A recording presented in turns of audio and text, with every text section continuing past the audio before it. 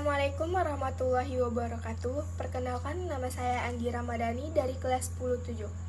Saya akan menjelaskan tentang pemanasan global dan sumber energi. Berikut saya akan menjelaskannya. Yang pertama, saya akan menjelaskan tentang pemanasan global, yaitu pemanasan global atau global warming adalah peningkatan suhu rata-rata atmosfer, laut, dan daratan bumi. Ini terjadi karena peningkatan konsentrasi gas rumah kaca di atmosfer yang menangkap panas matahari. Dampaknya meliputi perubahan iklim, peningkatan bencana alam, dan kerusakan. Ekosistem penyebab pemanasan global, emisi gas rumah kaca, pembakaran bahan bakar fosil, batu bara, minyak bumi, gas alam, deforestasi, limbah pertanian dan peternakan, serta industri, perubahan penggunaan lahan, deforestation, urbanisasi, dan perubahan penggunaan lahan akhir lainnya. Aktivitas industri, proses produksi, transportasi, dan penggunaan energi ini berbagi sektor. Dampak pemanasan global yaitu perubahan iklim, perubahan curah hujan, peningkatan suhu, perubahan musim, peningkatan frekuensi dan intensitas bencana alam, banjir, kekeringan, kebakaran hutan, dan naiknya permukaan air laut akibat mencairnya es di kutub dan ekspansi termal air laut. Kerusakan ekosistem, hilangnya keanekaragaman hayati, rusaknya terumpu karang, dan perubahan habitat. Dampak pada manusia, kritis air bersih, peningkatan penyakit, dan migrasi massal.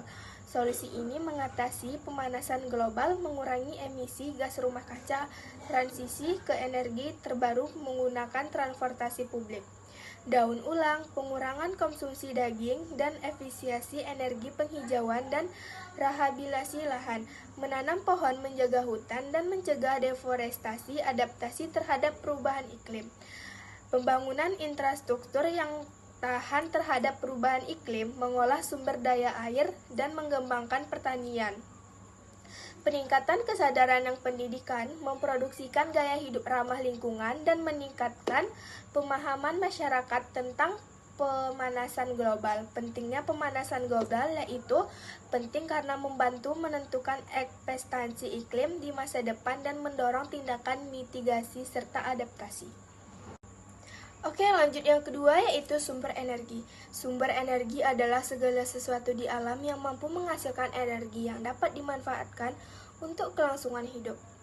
Sumber energi dapat dibagi menjadi dua kelompok utama, yaitu sumber energi terbarukan dan sumber energi tidak terbarukan. Sumber energi terbarukan memiliki kemampuan untuk diperbarui secara alamiah.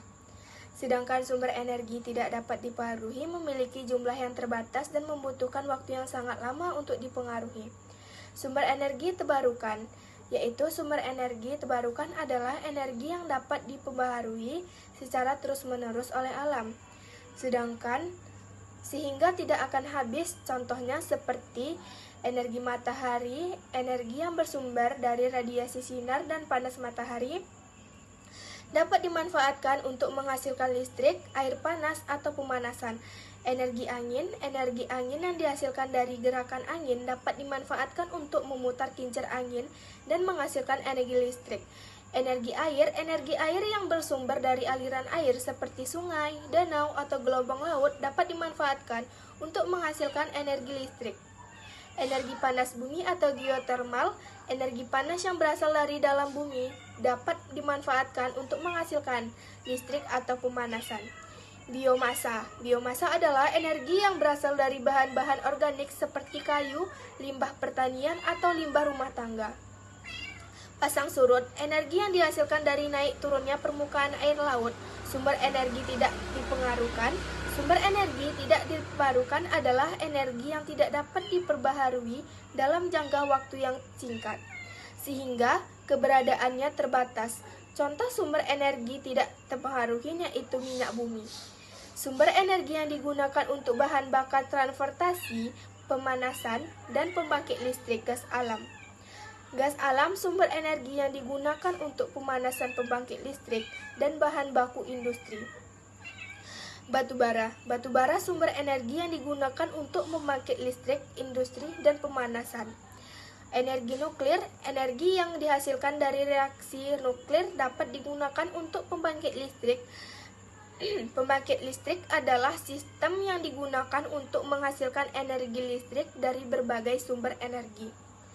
Pembangkit listrik dapat memanfaatkan berbagai sumber energi baik terbarukan maupun terbarukan. Contoh pembangkit listrik meliputi sebagai berikut: PLTA, pembangkit listrik tenaga air, pembangkit listrik yang memanfaatkan energi air. Yang kedua, PLTU, pembangkit listrik tenaga uap, pembangkit listrik yang memanfaatkan energi uap. Yang ketiga, PLTG, pembangkit listrik tenaga gas, pembangkit listrik yang memanfaatkan energi gas. Yang keempat yaitu PLTGU, pembangkit listrik tenaga gas dan uap, pembangkit listrik yang menggunakan teknologi gas dan uap. Yang kelima yaitu PLTP, pembangkit listrik tenaga panas bumi, pembangkit listrik yang memanfaatkan energi panas bumi. Yang keenam yaitu PLTN. PLTN adalah pembangkit listrik tenaga nuklir, pembangkit listrik yang memanfaatkan energi nuklir. Pemanfaatan sumber energi sangat penting untuk memenuhi kebutuhan energi manusia, baik untuk keperluan rumah tangga,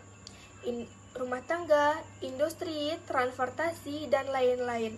Namun, pemanfaatan sumber energi juga perlu dipertimbangkan dengan aspek lingkungan sosial dan ekonomi agar dapat berkelanjutan dan tidak merusak lingkungan. Sekian, terima kasih dari penjelasan saya. Sekian, mohon maaf. Assalamualaikum warahmatullahi wabarakatuh.